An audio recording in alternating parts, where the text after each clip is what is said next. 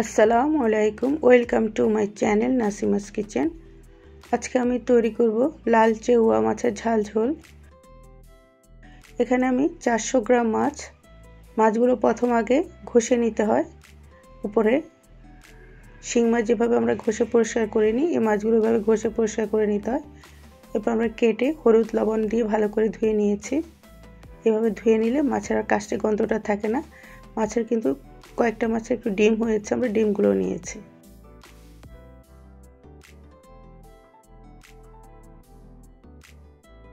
লাগছে 2টা পেঁয়াজ, 5 কোয়া রসুন, 1.5 ইঞ্চির মতো আদা, একটা টমেটো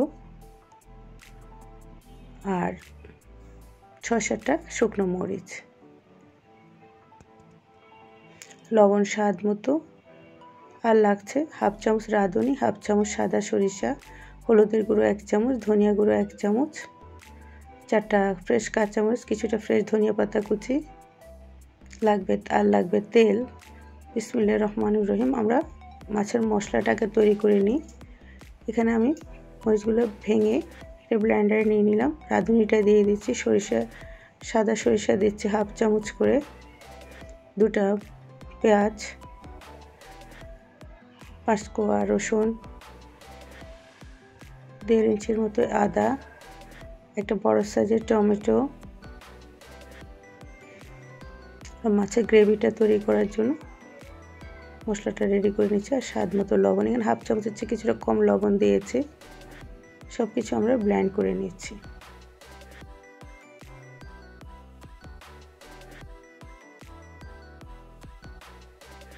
এখন তো ব্লেন্ড হয়ে গিয়েছে।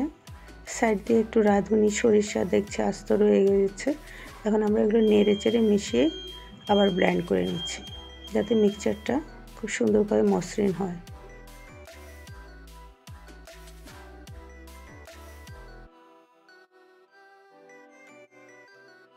এই মাছের মশলাটার উপরেই মাছের স্বাদটা নির্ভর করবে। আমাদের এটা ব্লেন্ড হয়ে গিয়েছে।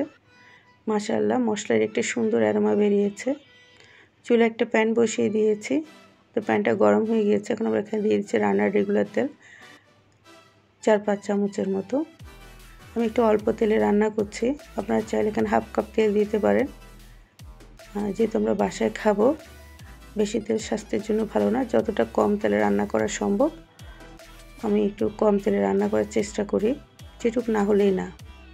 এখানে আমরা দিয়ে দিচ্ছি যে পেস্ট আমরা তৈরি করেছি, পেস্টটা এখন আবার তেলের সাথে এটা 1.5-2 মিনিট ভেজে নিব। 2 মিনিট ভাজার পরে এখন আমরা এখানে শুকনো মশলাগুলো অ্যাড করে দিচ্ছি। হলুদের গুঁড়ো 1 চামচ, ধনিয়া গুঁড়ো 1 চামচ, ভাজা জিরার গুঁড়ো হাফ চামচ। এটাও আমরা মশলার সাথে আবার 1-1.5 মিনিট ভেজে নিব, কিছুক্ষণ নেড়ে নেড়ে। এখন আমরা এখানে দিয়ে দিচ্ছি মশলার বাটিটা ধুয়ে পানি কিছুটা, মশলাগুলো কষানোর জন্য। এতে মশলার কাঁচা গন্ধটাও চলে যাবে, মশলাটাও আর পুড়ে যাবে না। আমরা নেড়ে নেড়ে এটা মশলাটা কষিয়ে নিব। এক্সট্রা পানিটা শুকিয়ে গিয়েছে, চারপাশ থেকে তেল ছাড়তে শুরু করেছে। এখন মাছগুলো দিয়ে দিলাম। মাছগুলো নেড়েছে মশলার সাথে মিশিয়ে দিয়েছি। দিয়েছি সামান্য একটু লবণ, যেহেতু আমরা লবণটা আগে দিয়েছি, লবণটা বুঝে দিতে হবে। এটা আমরা আবার 4-5 মিনিটের জন্য ঢেকে দেব। মাছগুলো একটু মশলার সাথে কষানো হতে থাক। 5 মিনিট পর আমাদের মাছগুলো থেকে মাছগুলোর উপরে তেল উঠে আসছে। মাছগুলো মশলার সাথে ভালোভাবে কষানো হয়ে গিয়েছে। এবার হাতল ধরে নেড়ে দিতে হবে, কাঠি দিয়ে নাড়তে গেলে মাছগুলো ভেঙে যেতে পারে। আরও কিছুক্ষণ এবার নেড়ে চেড়ে কষিয়ে নিচ্ছি 1-2 মিনিট। যত সুন্দরভাবে কষানো হবে মাছের গ্রেভিটা স্বাদ বাড়বে। এখানে আমি পানি অ্যাড করে দিচ্ছি। এখন এখানে আমি 1.5 কাপ পানি দিয়ে দিলাম। এখানে ঝোলটা যার যার পছন্দ মতো, যারা একদম মাখা মাখা খাবেন ঝোলের পরিমাণটা একটু কমিয়ে দিবেন, যারা একটু পাতলা ঝোল খাবেন তারা ঝোলের পরিমাণটা বাড়িয়ে দিবেন। আমি এখানে একটু মাখা মাখা করব, বেশি পাতলা রাখবো না ঝোলটা। আপনাদেরকে আমি দেখাবো আমি কীরকম করছি।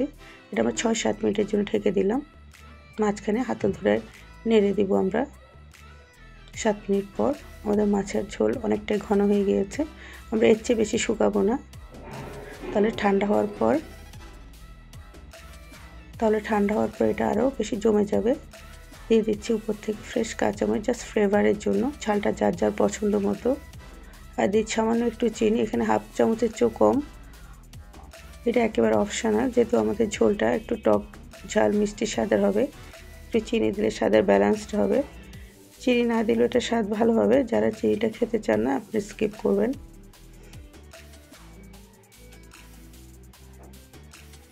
এখন আমাদের ঝোলটা কেমন হয়েছে দেখতে। এর চেয়ে বেশি ঘন করলে যখন ঠান্ডা হবে এগুলো একদম জমে যাবে। আমরা উপর থেকে দিয়েছি ফ্রেশ ধনিয়া পাতা। আমি চুলাটা বন্ধ করে দিলাম। এটা এখন আমরা ঢেকে 5 মিনিট রেখে দেব, যাতে ধনিয়া পাতা কাঁচামরিচ সব কিছু ফ্লেভার মাছের সাথে মিশে যায়। 5 মিনিট পর মাশাআল্লাহ কত সুন্দর একটা অ্যারোমা বেরিয়েছে। আমাদের লাল চেওয়া রেডি। চেওয়া মাছ আসলে 2 ধরনের হয়, একটা লাল একটা সাদা। আজকে আমি যেটা রান্না করলাম এটা লাল চেওয়া। এখন আমরা কিছু মাছ একটা সার্ভিং বোলে সার্ভ করে দিচ্ছি।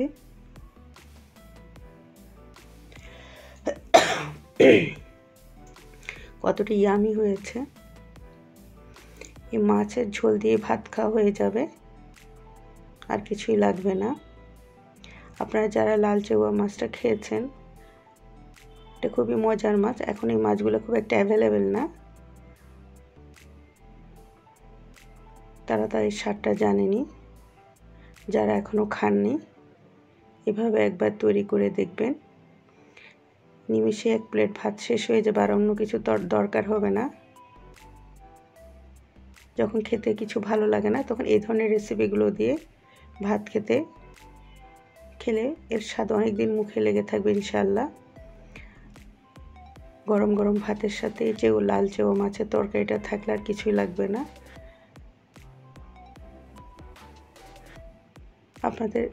আমার চ্যানেলে 141টা রেসিপি আছে, এর ভিতর থেকে আপনারা আপনাদের পছন্দের 2-1টা রেসিপি পেয়ে যাবেন।